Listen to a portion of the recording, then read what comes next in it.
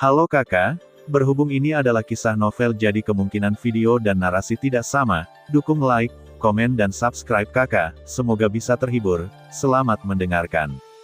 Suara kegembiraan bergema di seluruh alam dewa kuno, dan sosok yang tak terhitung jumlahnya berkerumun keluar kota, mengundang permaisuri kembali untuk melihat yang perkasa dan rapi, dan suara keras itu bergegas langsung ke lembah, dan dewa melihat bahwa Yun Xiao Ye Beijing berdiri di geladak bahtera, dan matanya yang indah melihat segalanya mulut kecil terbuka sedikit, jelas masih sedikit diremehkan.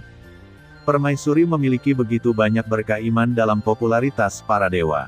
Masuk akal bahwa dia juga harus beruntung dan kuat, bagaimana dia masih bisa tetap berada di grup ketiga. Ye Beijing merasa sedikit bingung, bahkan jika permaisuri tidak suka berkultivasi, tetapi keberuntungan, bagaimanapun juga, dia akan terus bergerak maju dengan kekuatan permaisuri, dan yang disebut Tian Jiao adalah untuk mengumpulkan keberuntungannya sendiri, dan merebut lompatan dan batas setelah keberuntungan, sehingga menjadi kebanggaan langit, dan meskipun permaisuri memiliki pesona yang agung, tetapi kekuatannya mandek karena suatu alasan. Ye Beijing mencubit dagunya dan memikirkannya, mencoba mencari tahu mengapa ini terjadi. Dia sangat pintar, kekuatannya mandek ketika dia memiliki keberuntungan, kecuali dia menghabiskan keberuntungannya dalam aspek lain, jika dia menggunakan kekuatan keberuntungannya sendiri untuk memata-matai surga, tidak hanya keberuntungannya akan rusak, tetapi dalam jangka panjang, dia juga akan dihukum oleh kutukan surga yang kuat, dan keabadian para dewa juga akan terbalik. Pantas saja aku mencium bau kematian yang sangat tersembunyi dalam dirinya. Pada saat yang sama di Beijing, permaisuri berdandan dan mengenakan jepit rambut emas, mengenakan rok putih, dan tidak memiliki angin untuk secara otomatis 3000 sutra beku, lembut dan berkibar, dan menjadi bintang paling terang, begitu cantik, Ye Beijing tidak bisa menahan wajahnya dengan kedua tangan, seperti gadis penggemar, dia sepertinya tidak pernah menyembunyikan emosinya. Alasan mengapa dia telah bermain melawan permaisuri berkali-kali dan masih gagal. Bukan karena dia tidak memiliki cukup banyak akal, melainkan berbeda dari pengejaran permaisuri. Dalam kehidupan ini, Ye Beijing tidak pandai berhitung, dan dia bahkan tidak memiliki terlalu banyak rencana, perhatiannya tampaknya hanya tertuju pada dirinya sendiri, dan orang seperti itu juga memiliki manfaatnya. Setidaknya dia tidak akan bosan dengan kesepiannya selama tahun-tahun yang panjang ini. Permaisuri kembali, dan ada sorak-sorai satu demi satu. Selama permaisuri pergi, semua orang di alam dewa kuno sangat khawatir, seolah-olah mereka telah kehilangan pilar mereka, dan baru setelah mereka melihat permaisuri yang kembali lagi, mereka melihat harapan lagi. Ada beberapa kecelakaan kali ini, yang membuat semua orang khawatir. Tapi aku kembali sekarang, jadi tolong letakkan pikiranmu dan berkultivasi dengan sekuat tenaga. Begitu suara permaisuri keluar, lingkungan segera menjadi tenang. Dan suaranya bergema di seluruh alam dewa kuno, yang tidak diragukan lagi merupakan pil yang meyakinkan yang cukup untuk menstabilkan hati semua orang adalah apa yang dikatakan permaisuri. Dan tampaknya menginspirasi semua orang, sehingga antusiasme mereka untuk berkultivasi tinggi, dan mereka yang dapat memasuki alam dewa kuno adalah semua putra langit yang bangga yang datang dari segala arah aliran ilahi, dan alam dewa kuno telah menjadi mantan aliansi pertarungan dewa, dan kerumunan yang cepat mengolah yang kuat belum bubar. Mereka menggunakan tatapan yang paling berapi-api.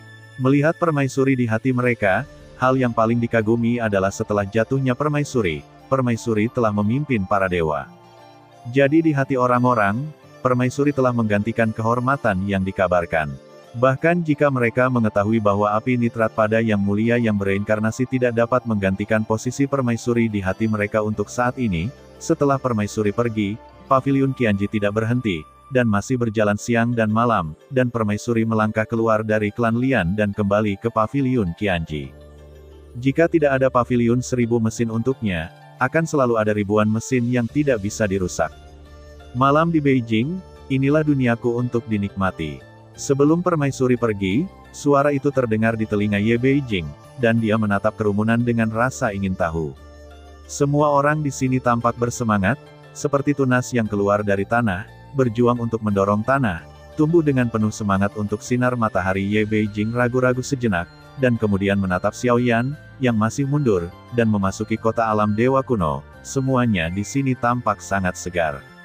Setelah Ye Beijing pergi, Xiao Yanfang berjalan keluar dari ruang retret dan San Xiangxuan menyebar keluar. Setelah menyempurnakan beberapa pil lagi kali ini, jika ada pertemuan kekacauan, akan ada pertukaran dengan teman mobil. Ketika kami kembali ke Xiao Mansion, Xiao Yan melambaikan tangannya, dan semua orang di klan tak kenal takut telah menunggu lama, dan begitu perintah diberikan, mereka semua terbang menuju Xiao Mansion bersama Xiao Yan. Tidak peduli bagaimana kota alam dewa kuno berkembang, lokasi Xiao Mansion tetap sama, dan lingkungan sekitarnya sama, dan tetap diam, jadi semua orang tahu tempat tinggal siapa itu. Saat Xiao Yan mendarat di pintu, sudut mulutnya perlahan terangkat. Karena dia menyukai perasaan pulang ke rumah. Setelah kembali dari alam kuno iblis abadi, berita penangkapan permaisuri membuat Xiao Yan tidak memasuki mansion dan ketika dia melihat wajah yang dikenalnya, dia tidak bisa tidak merindukan tidak kembali begitu lama, dan diperkirakan dia akan dimarahi oleh Cailing lagi. Nitrat bergumam. Adapun omelan nada dering, baginya, itu adalah manifestasi cinta. Melangkah ke Xiao Mansion masih akrab dengan semua bunga dan tanaman, bahkan pepohonan tidak berubah, seolah-olah dia takut Xiao Yan telah lupa. Berjalan ke Xiao Mansion, Sudao Qianying berlari menuju Xiao Yan. Semua menatapnya dengan gembira. Di wajahnya Xiao Yan tidak memiliki kata-kata yang berlebihan, hanya memeluk mereka satu persatu ke dalam pelukannya. Xiao Yueli membusungkan mulutnya di samping, seolah-olah dia tidak senang. Calon laki-laki saya tidak bisa membiarkan dia belajar dari ayah. Kalimat ini memecah ketenangan Xiao Mansion, suasananya menjadi hidup, dan orang-orang lainnya mulai sibuk mempersiapkan makan malam. Setiap kali Xiao Yan kembali, sepertinya dia adalah tamu yang sudah lama tidak dia temui, dan semua orang mengeluarkan makanan terbaik dan menghibur makanan dan anggur. Faktanya, ketika datang ke ranah kekuatan seperti mereka, tidak perlu takut sama sekali. Tetapi orang-orang dari klan tidak pernah membuang kebiasaan ini. Jika tidak ada makanan dan anggur, tampaknya ada lebih sedikit sentuhan manusia, dan tampaknya hanya alkohol yang dapat menghapus keilahian tubuh dan membuat orang lebih manusiawi. Xiao Yan melihat istrinya, King Mo Jenny, tetapi tidak pernah melihat nada deringnya. Xiao Qi dan Suaner berada di dunia bawah, dan itu juga tempat teraman. Tapi tidak melihat nada dering membuatnya merasa aneh, kemana perginya nada dering itu? Xiao Yan tidak bisa menahan diri untuk bertanya. Setiap kali dia kembali, Cailing akan selalu memarahinya beberapa patah kata, dan tiba-tiba tidak ada suara marah, yang membuat Xiao Yan merasa tidak nyaman di hatinya. Sister Cailing telah mundur untuk waktu yang lama, Aokier berkata perlahan, dia meringkuk di pelukan Xiao Yan seperti burung yang mundur. Xiao Yan sedikit terkejut, pada kenyataannya, banyak kekuatan mereka telah berakhir dan tidak bisa menerobos lagi. Shogun, Xiao Yan sedikit mengernyit, dan ketika dia mendengar mundurnya CRBT, dia tidak bisa menahan sedikit kekhawatiran, dan segera datang ke retret CRBT, yang memang nafas CRBT, tetapi nafas ini membuat Xiao Yan tercengang.